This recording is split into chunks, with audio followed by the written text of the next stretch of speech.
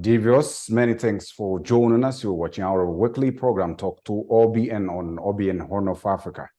In this edition today, we're going to talk about global warming and the impact of climate change these days. And I'm joined by a very senior climate researcher at Eurasian Research Center and at a National Livestock Research Institute, Dr. Tafari.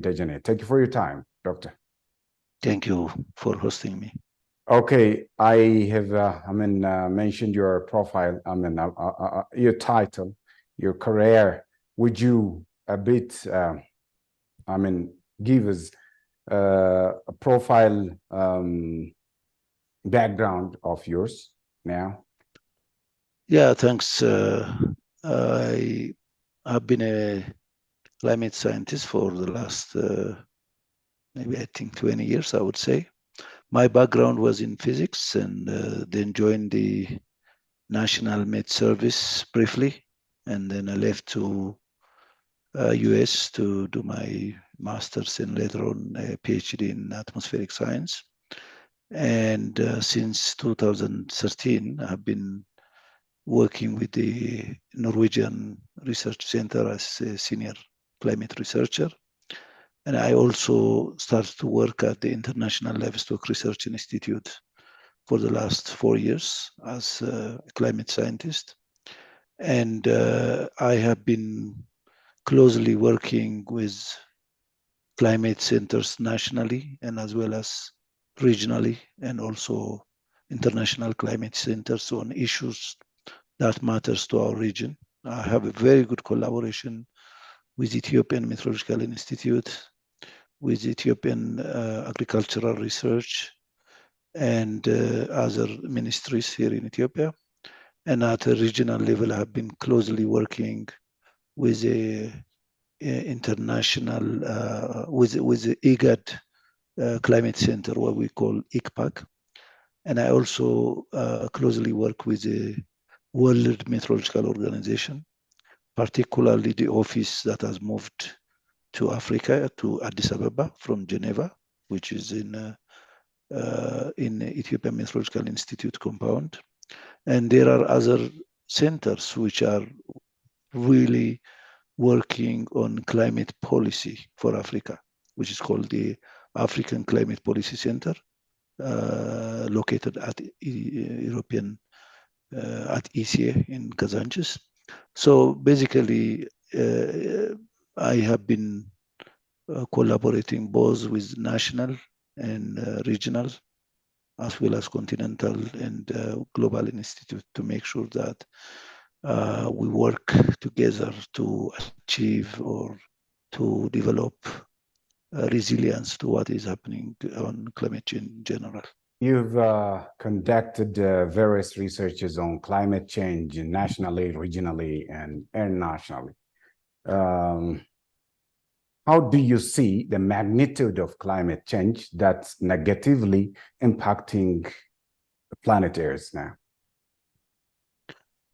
Well, climate change is not something that is going to happen in the future. I think there is a misconception along that line.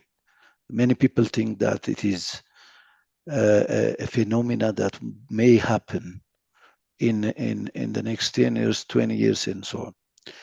Climate change is already happening in the region and globally.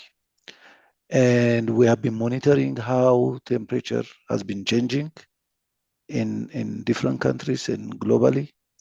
And we have seen how the rainfall patterns has been changing globally, regionally, and as well as nationally.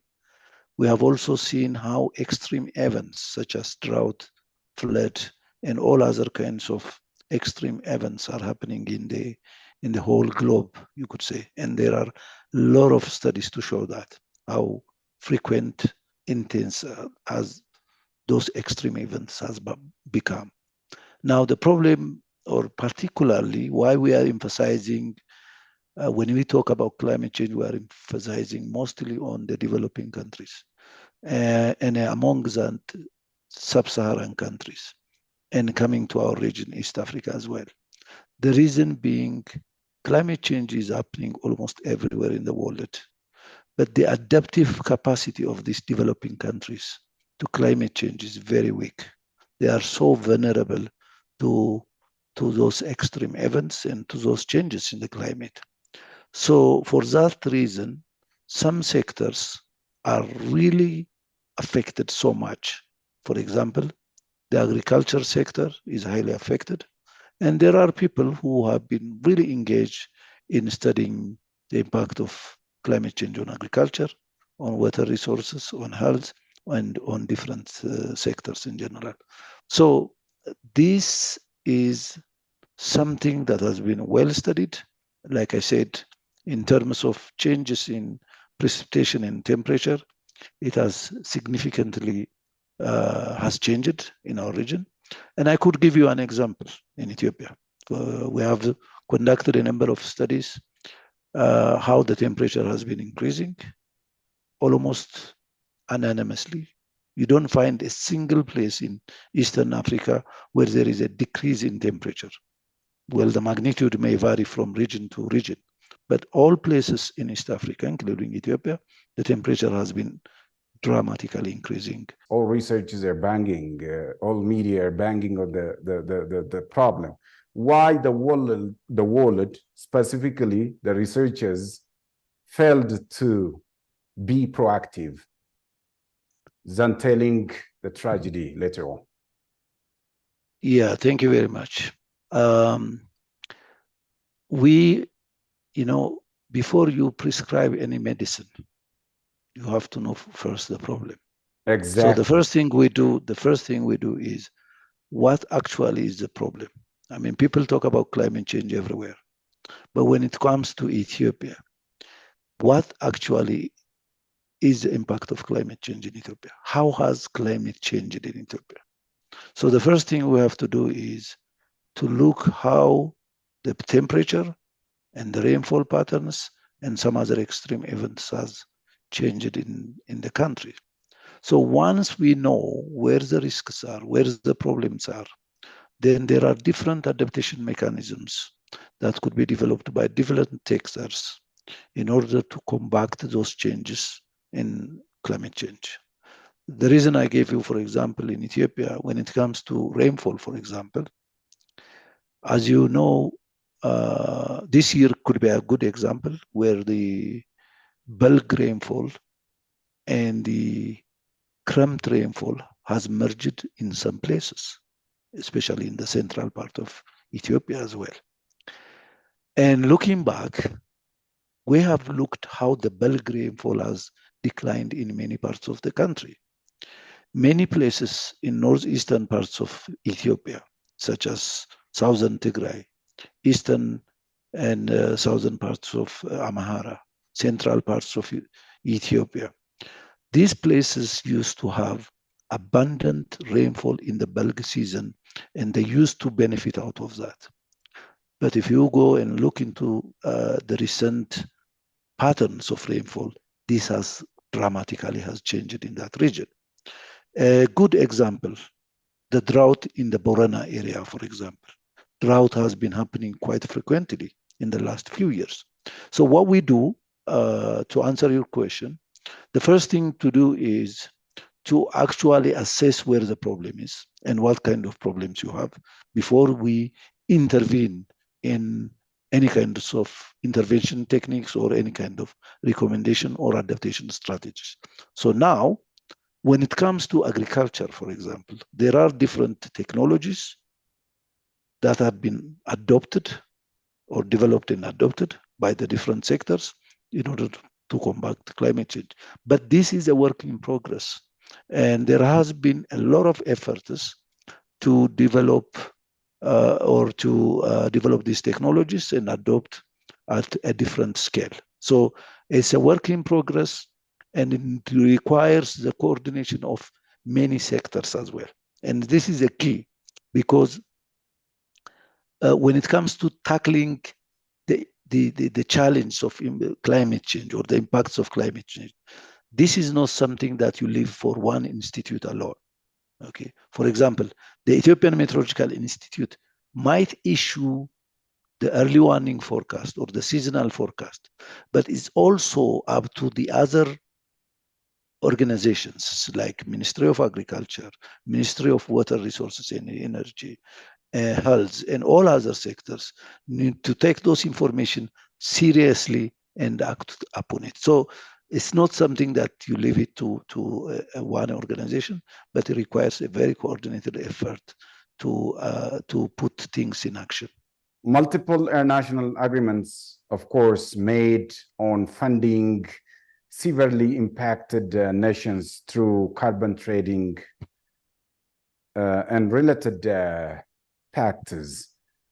Do you think after this Paris Agreement, funding made properly on those to those nations impacted by carbon trading? Well, there are three areas. The Paris Agreement provided a framework for the financial, technical, and also capacity building support to these developing countries. So the idea was the developing countries or the developed countries to fully realize the technology development and transfer those technologies for both improving resilience to climate change and reduce greenhouse gas emissions. That was one of the agreement, and also the capacity building part. And among the three, which is also the most important one, was the finance. So this agreement reaffirmed that developed countries should take the lead in providing financial assistance to the countries that are less developed, endowed, and more vulnerable, while for the first time also encouraging some kind of voluntary contribution by other parties as well. So, but the climate finance is one area that has been really has not met its target yet. So I don't want to go into the details and the politics part of it, but this is the issue that has been raised in many of the meetings, and some countries have, of course, has met the agreement that they have signed, but there is a lot expected on that. So I think this is something that countries and as a continent, Africa, needs to really push on. And I know there has been a lot of negotiations and meetings happening every year.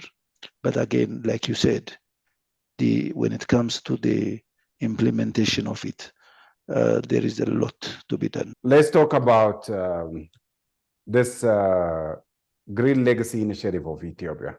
Of course, Ethiopia has planted a very huge number of tree seedlings over the past 5 years.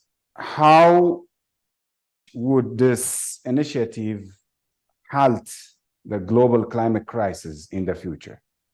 To what extent? That's a very good question. And I'm sure there are a lot of experts who looked and studied the impacts of tree planting on the general change on climate. I'm not an expert in that area particularly, but I can say from a very general perspective,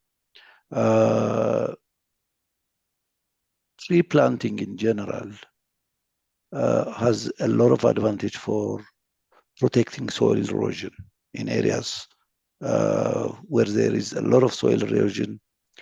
If you have quite a number of trees, that has a very useful impact. And in addition to that, if we are planting nutritious plants, like for example fruits and so on, as you know, we are struggling with food security. So it has also a big impact. For example, the recent planting of different nutritious plants and so on has a very positive impact as well. And also, tree planting has also modifies the microclimate. Where I'm now in a very small area in Addis, which you can believe is so green, and walking around these trees and just being around here gives a very different climate. And so definitely, you know, the having trees in the areas where you know have a very positive impact in terms of, you know, changing the microclimate around. In addition to that, you know, one of the factors for rainfall is moisture. There should be, in addition to the other dynamics in the atmosphere, moisture, the availability of moisture in a certain region is very much influential to have rainfall. So when you have, you know, like for example, one of the moisture source for Ethiopia during the Krampt season, in addition to what we get from the Indian Ocean and also some part from the Atlantic Ocean, is the Congo forest. A lot of moisture is coming from the Congo forest, especially the rainfall over southwestern and western parts of Ethiopia. The moisture is coming from the Congo forest as well. So having trees changes the microclimate, and the changes in rainfall and other things also have a very are very much linked with trees, and as they are also source of moisture. But coming back to your question, how does this also affect the greenhouse gas emission or the CO2? You know that trees are a sink for CO2. And one of the reasons why we're planting trees and one of the food for trees is also CO2. So trees absorb the carbon dioxide, which is the main cause for global warming in the atmosphere. So they reduce the amount of CO2 in the atmosphere. So it has impact in that aspect. Now, but if you see the changes in CO2, the changes in CO2 takes years. It's not something that fluctuates like every year. If you see, for example, the current trend of the CO2 level, this is a change that has come from decades, from many years. So the impact of this tree planting on CO2 and also on climate change in general could be seen in the future, in a longer time. So this is an effort that should continue for a very long time. You know, it's not something that you say, okay, we have enough of it now. So that brings me to one point where it's not only about the planting, but also about taking care of it and making sure that it grows and making sure that the levels of our tree coverage remains to be high. So the reason why I'm saying this is because if we want to see globally, by the way, when it is compared to the amount of emission of CO2, so the sink and the emission are not balanced. That's why we have excess CO2 in the atmosphere now. So this is an effort that should be duplicated to many countries. Many countries need to adopt this kind of initiative, so that if many countries do it, then there is even whatever is emitted in the atmosphere, there is also a chance that some of it can be taken by the trees. Okay, Doctor. But when it comes to the impact, I said the impact could be seen in years to come, in 10 years, 20 years, and so on. Briefly explained the outcome, the possible outcomes of this ambitious initiative of Green Legacy of Ethiopia. what ought to be done to make it a global trend? Of course, it's a national and regional, and it's becoming a continental initiative these days. What ought to be done to practice this throughout the world? And again, what should be done from the side of other stakeholders in collaborating with this Green Legacy Initiative of Ethiopia, maybe through funding, you see, backing by this technology or whatever? So, like we said earlier, there has been one of the agreements, how are countries supporting one another according to the 2015 Paris Agreement is in three ways, as we said. One is the finance, the second one is the technology transfer, and the other one is capacity building.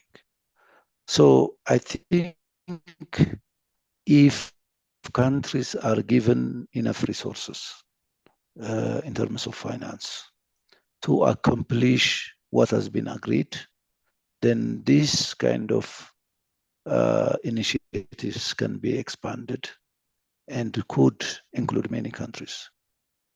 The second thing, like I said, is the technology transfer. In the agreement, it was mainly to come from the developed countries and to be transferred into the developing countries. But such initiatives are good examples that needs to be also transferred to many, many countries. So I think this is something that needs to be really highlighted and also been also properly communicated to the different countries and international centers so that such initiatives can also be examples for other countries. And okay. So, one last question before I leave. In case of this Green Legacy Initiative, the planted trees are the planted trees have this double word advantage: edible, which is in line with agroforestry, and the other one is the obvious advantage of combating climate.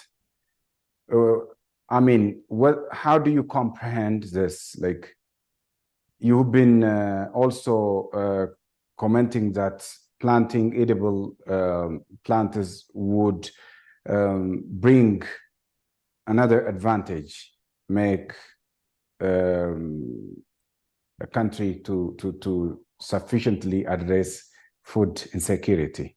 What is your comment on this? Yeah, like I said before, I think there are some critical areas in developing countries that needs very serious attention. And I think the main thing is food insecurity. As you know, our economy is mainly based on agriculture, and agriculture is mainly dependent on rainfall.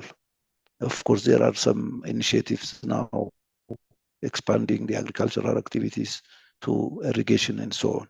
But most of the agricultural practices are rain-fed.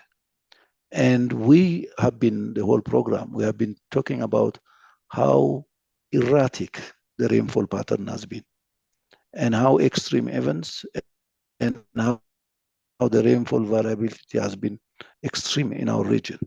Rainfall in some seasons are not starting on time. Even if they start on the time, the cessation or they become very short seasons in some years, as we witness. The number of consecutive dry days or dry days have increased significantly. In some seasons, the growing spell has become even much shorter. I could give you examples on bulk.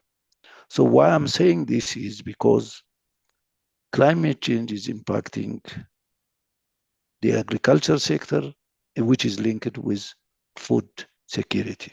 Thank you. So With that, now planting nutritious foods and so on has a very positive effect when it comes to food insecurity in the region. So it's an indirect. It's quite a good initiative in that. This climate change crisis and the disaster of global warming are hitting the world badly.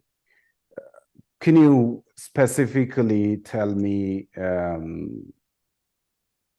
the early warnings of climate change and global warming, and what are the works being done by your research institute and the global stakes, maybe the UN climate change organs or whatever? Thank you. I think this is one of the very important issue that needs to discuss and be addressed as well, because we all talk about the climate change, but at the same time, in association with the change, there is what we call climate variability. That means variability in season, variability year, especially the year-to-year variability of the seasons. So, for example, we are now in cramped season, and before this, we have been in the bulge season. And forecasters from the institutes such as Ethiopian Meteorological Institute is given about how the season would look like in terms of temperature, precipitation, and so on, way 1 month ahead of the season. And in those, they call it National Climate Outlook Forums. So in the National Climate Outlook Forums is not only the Ethiopian Meteorological Institute that will be present, but other stakeholders like Ministry of Agriculture, Ministry of Water, they all are invited to those forums, and they are also discussing what the impact of the seasonal forecast would be for the next season. So this is one part of the early warning system. Now, there has been a big effort on this. According to the UN, every human being on Earth is entitled to early warning information by 2027. This is a big initiative. And the UN, particularly the World Meteorological Organization, is also working together with different partners to address this. So there is 4 pillars when it comes to the early warning system in general. One is a pillar that is analyzing or understanding the risk management section, where the second pillar is on observation, monitoring, and forecasting. The third pillar is how do we communicate information, because you have forecasters if it is not reaching to the users, to the end users, it could be a small order farmers or anyone else, then there is no meaning to the early warning information. So information by itself is not enough unless it is accessed and used by the users. So that's why the third pillar is mostly dealing with communication and dissemination. The other most very important pillar, the fourth pillar, what we call is the anticipatory action.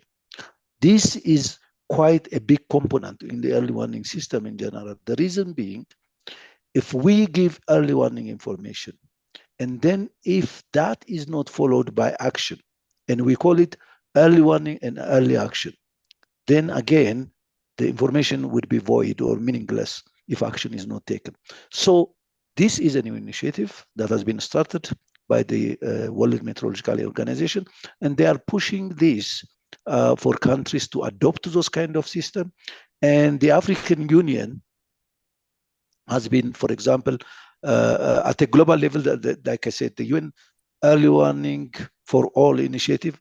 This was launched actually in the 27th United Nations Framework Convention on Climate Change Conference of Parties in Egypt, Sharm place. And the idea is to basically protect every person worldwide through early warning system within the next 5 years, like I said. But to address this pressing need for enhanced multi-hazard early warning and early action union executive and the 75 Assembly of the Heads of State and Government just in last February 2022.